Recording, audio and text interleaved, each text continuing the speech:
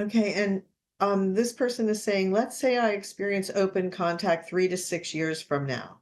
Will I be able to learn specialty skills from members of the Interstellar Alliance, for example, as a different form of higher education? How might one then be able to use those skills on Earth? Well, yes, of course, that's going to be possible. And of course, you will be learning things that obviously will be applicable to Earth society. So when you choose a subject, then you will understand how it is applicable on Earth. Okay, and this person is saying they would like to know, how does one know the difference between what the higher mind is advising versus what the physical mind is thinking? Basically, how do we distinguish the voices in our head and know which path to follow? Well, again, the higher mind doesn't usually come as a voice in your head, although it can. It's more about the idea of, again, seeing the reflection in a situation, in a circumstance, in an opportunity that is filled with excitement, curiosity, attractiveness, and passion. That's the way that the higher mind communicates with the physical mind. You translate its messages into the sensation called passion, curiosity, excitement, attraction. It's different than the idea of what the physical mind thinks about it. That's a reflective reaction. Because again, thinking and thought patterns come from the beliefs in the physical mind. If you let yourself feel in your heart what it is you are truly excited about being and doing, that is more representative of a communication from the higher mind, as opposed to the idea of the thinking thought patterns that the physical mind exhibits about what the higher mind has sent it. Okay, and this person is saying, to be honest, I'm not sure that the idea of open contact will really manifest in my reality because I have never particularly been interested in UFOs or aliens.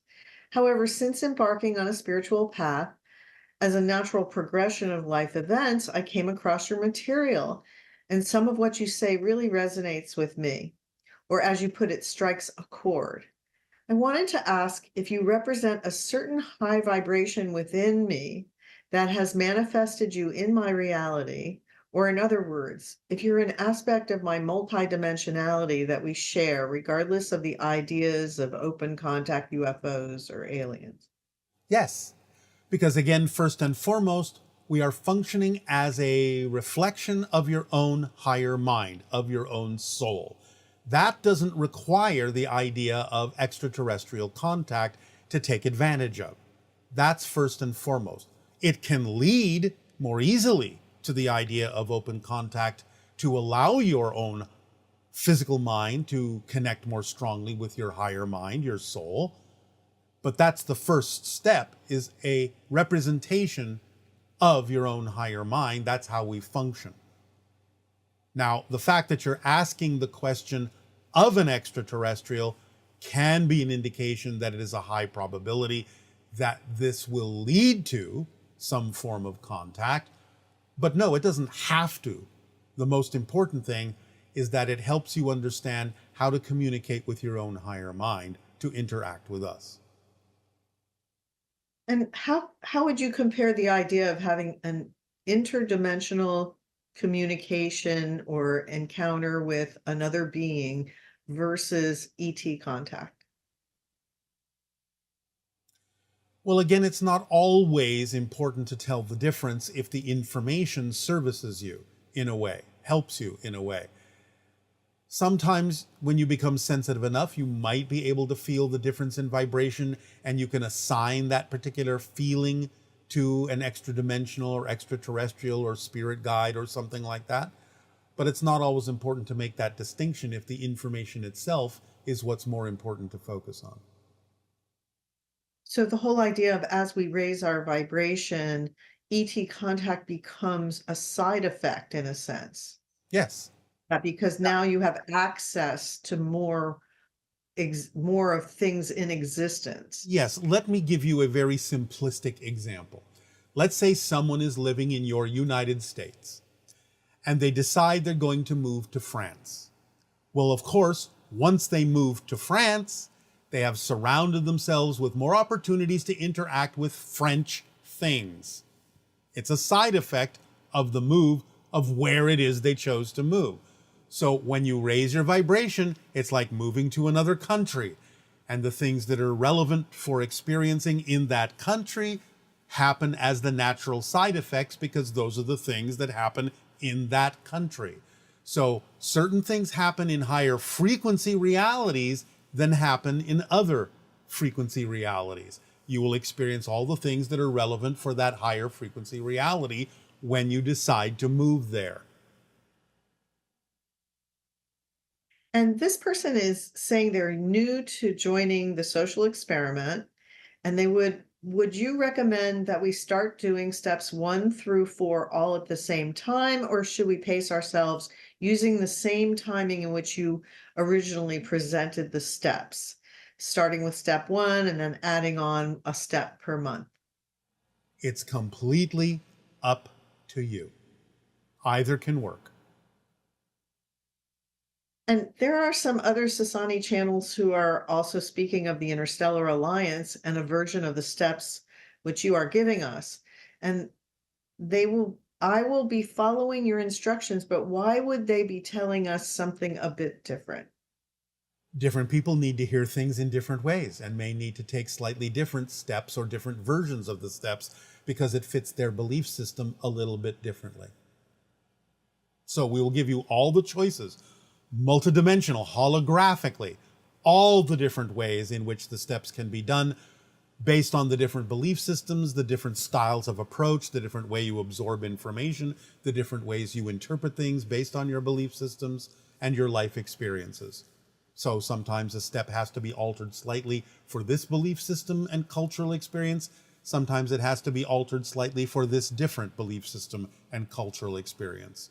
Essentially, they'll all get you to the same basic place. Okay. And is there anything else you would like to add as far as the social experiment and those ideas as we end our question session? The next step will be given in the next transmission, step 5. We will talk about it in the next transmission. It will be about the idea of opening up to volunteering and being of service in that particular way to your society. We thank you. Yes, we thank you. And now allow yourselves to prepare to focus on the idea of the soul's journey, the soul cycle. Become relaxed and continue to receive this information in the way that works best for you.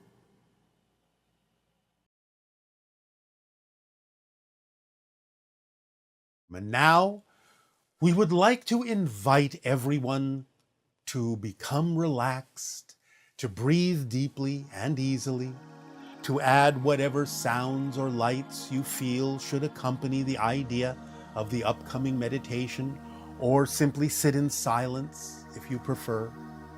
Eyes open or eyes closed, but allow yourselves to imagine in a relaxed way the idea we have described of the sphere of light that you are as a soul. And imagine it with vibrations that are condensing a part of itself down and down and down into the center of its being, into this little crystalline seed that represents the physical persona, the physical experience, the physical reality, that this seed then uses those vibrations to project onto the inner surface of the soul sphere as a screen to make that reality seem to be outside of itself when in fact it's within. But that projection happens because of the focus, because of the concentration, because of the desire to have a space-time linear physical experience. Then the soul functions like a screen wrapped around that central crystal to allow the inside of that sphere to function as the screen for a projection of a reality reflection that is happening and coming from the experience of that little crystalline seed within the soul. Now imagine that crystalline seed expanding back out again as it expands its awareness and becomes aware of how to use those vibrations to connect to all the parallel realities and other dimensions and the higher mind soul of itself. And imagine it contracting and expanding like the soul is breathing the physical being into existence, into life, and then allowing it to expand back out to its soul self, and again breathing it out, breathing it in, breathing it out, breathing it in. The soul contracting within itself and expanding within itself, never diminishing as a sphere of light. The sphere of light itself does not contract. The contraction happens within it. It always remains there as the higher mind for the connection of the crystalline seed that is the physical personality. But you can use the vibrations as a form of communication between the soul, bouncing back and forth between the bigger sphere and the smaller sphere, the bigger sphere and the smaller sphere, and allowing the smaller sphere to expand out to the bigger sphere and contract back to the smaller sphere and be different, and expand back to the bigger sphere and contract to the smaller sphere and be different, and contract and contract and contract and expand and expand and expand, and it contracts again and again and again and again and again. And this is the mechanism, billions of times per second, of how you're shifting through different versions of physical reality, expanding and contracting within the soul, billions and billions and billions and billions and billions of times per second. Faster and faster and faster, flickering and flickering and flickering, always being different when you contract into that crystalline seed. Different, different, different, different, different, new, new, new, moving forward, expanding, expanding, expanding, but never quite the same contraction. A little bit more expanded each time, to have a different navigation into a different version of Earth as you navigate to ones that are more representative of what you prefer to experience. Being a more expanded being closer to the idea of what you are as a soul in every new experience of your contraction, never contracting quite as far, to be a more expanded fourth density being, to become in your evolution the idea of a quasi-physical being that has the traits and qualities of physical reality and spirit, a cross between the physical and astral forms, to be connected to the idea of your soul as the higher mind and to express it through the expanded version of your being within the center of that soul that contracts but never quite as far as it used to allow that lesser contraction, that more expanded version, to take advantage of the vibrations in the soul and to express them in your life, to allow yourself to experience that joy, that unconditional, unbridled love and joy that is the ecstasy of existence itself, the ecstasy of source, your beingness, your truth, your vibration, your essence. Imagine that expansion and contraction, slowed down so you can perceive it, but knowing that even as you perceive the slow expansion and slow contraction, that it's going much faster at its natural pace to create the shifts that you experience, being a new being in the center every moment that is more and more expanded, a little bit closer to becoming the full soul, but remaining physical, so you can experience the beauty and joy and creativity and imagination of the fourth density physical reality that you are all evolving toward. Keep that vision in you. Know that's who you are and what you are, and that your natural state of spirit will continue to guide you as the higher mind, as you experience more expansion of your physical mind, to experience more that life has to offer in the totality of creation and existence that is relevant for your path and your journey in this physical experience you call life. Breathe it in, relax into it, and remember, you do not have a soul, you are a soul. Be the soul that you are, and let the personality expand back to the degree it needs to experience all that it can be in harmony with itself, in beauty, in love, in light. And welcome home. We thank you for allowing us to share this image, this vision, this powerful meditation of your soul with you in the soul cycle, this day of your time, within the time you are creating yourself to experience on this journey, on this path that you call you. For that's what it is. It is you. It is source and it is you. It is soul and it is you. It is life and it is you. Our unconditional love to you all. Avail. Good day.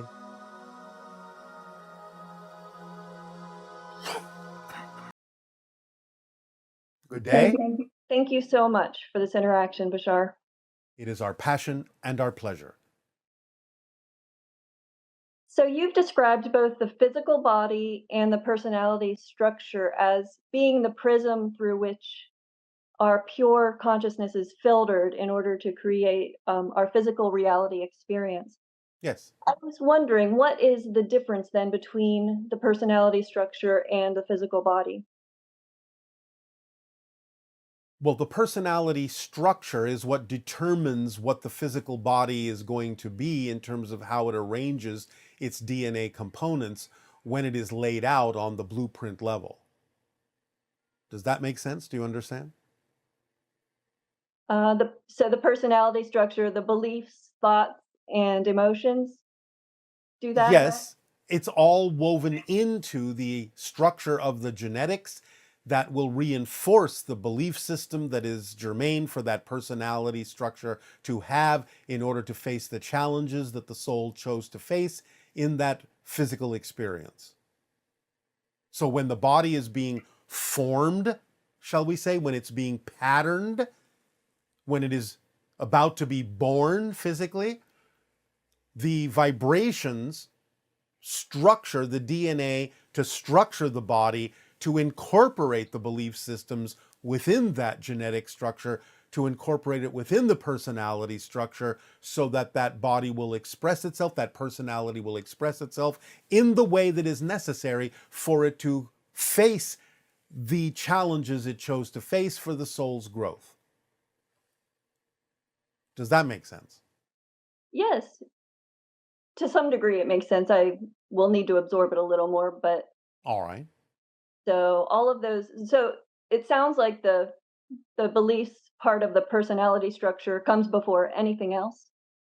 Is In the forming of the personality, yes, the belief systems have to be there. Now, there is some looseness to it at the beginning, and the looseness is crystallized and solidified over a brief period of time, over a few years, when the belief system is also willing to absorb belief systems from its surroundings, from its parents, its schooling, its society, so on and so forth, to complete the picture that that personality needs in order to face the challenges in the way it needs to face those challenges, to learn, to grow, and to have the experience it chose to have. So the genetics are arranged with some structure, but also arranged to allow for some belief systems from its environment to come in to complete the structure that it will then face as a physical persona growing up. okay, and so that's almost set in stone after a certain age. Yes, somewhere around 7 years of age, 9 years of age, it becomes more crystallized, and now you are on the momentum, you're on the path of experiencing the challenges you chose to experience for your soul's growth. Okay, but we're still able to change our beliefs. We've been told that we can. But that's part of the process of the soul growing, is to learn how to do that. Okay. That's what you set yourself up to do. I'm going to impose these particular belief systems that I will have the opportunity to change It is that process of change that allows the soul to discover something new and to grow. So you set yourself up with things that ideally you will be able to change. I see. Thank you. Yes. All right. The next question I have is about as above, so below. Yes. You say everything in physical reality has a spirit version of itself. First. Yes. Okay. So in a sense, it's really more like anything in spirit has potentially a physical version if relevant. There are more things in spirit than there are on earth. As is in your text, there are more things in heaven than you imagine in your philosophy. So there are more things in spirit than you experience on earth because not everything is relevant to experience in the physical way. But everything that is physical has a component in spirit first. Okay. How would something like a disease that is in physical reality that we see the symptoms of, how would that look in spirit, for example? As a pattern of energy that is, from your perspective, potentially discordant. Okay, so there can be discordant things in spirit, anything. Well, let me put it this way. It's like a blueprint. I'm going to have this experience of this disease, which is something that is representative of being out of balance with my core frequency. So, as a blueprint, you may see it as something that looks like it's slightly shifted off of the center core essential frequency in a way that would cause a discordant harmonic between the two, just to put it in energy terms. Okay, makes sense. All right. Now I have some questions about the social experiment. Yes. Um, Now, for the letter we sent out, Yeah. it was signed the Interstellar Alliance Social Experiment Group, Yes. uh, and I'm a member of that. I've been doing the steps, All but right. I didn't consciously write the letter. I was just wondering who actually wrote it, and how did you use our consciousnesses in In writing it? exactly the same way that you are experiencing conversation with us now. We downloaded it to the channel, who then translated it into words on his computer. Okay. Um, so it's a reflection of our collective higher mind, the Always. letter. Hmm. Okay. And that's, I guess, how all the social experiment steps were created as well. Yes. But it's also a reflection of something that allows us to observe the reactions of individuals who choose to participate. Now, what will happen if people want to embellish the ID cards or The degree to which that might be done, even though we are suggesting that it may not necessarily be done, will again tell us something about the way people perceive things, how they approach things, how they interact with things. And that's part of the reason for this social experiment, is not only for you to utilize these things to your own effect and your own advantage, but for us to observe what happens when you do them, when you align with it, or when you do something different than we suggested. okay. Um, on that same general theme, I sent a letter out to one of my senators, and he suggested that I call someone who worked under him, who's in charge of the space aspect of his work, I guess, and to talk about this subject with him. And I felt All right. excited to do that, but then I thought maybe this is going out of the bounds of the social experiment since it was connected to the letter. Do you have any guidance on that? You may have a conversation. It depends on what the subject is. But again, you can also turn them on to the idea of the origin of that letter and let them discover things for themselves. But it's all right to have a conversation about subjects that are similar to what is covered in the letter. Okay. All we are basically saying is You don't necessarily have to explain what the social experiment is to them, but you can certainly discuss subjects that are contained within the idea of the social experiment, like the existence of extraterrestrial beings and the desire for disclosure and things like that. Okay. And I can refer them to bashar.org for the If they official. wish to understand the actual parameters involved in the social experiment, yes, that you don't have to explain. They can find that out for themselves. But you can certainly have discussions about subjects that are peripheral to what the letter is about. Okay. What does a white flower symbolize to the collective consciousness of the Interstellar Alliance? The opening of consciousness to higher vibrations, to higher light.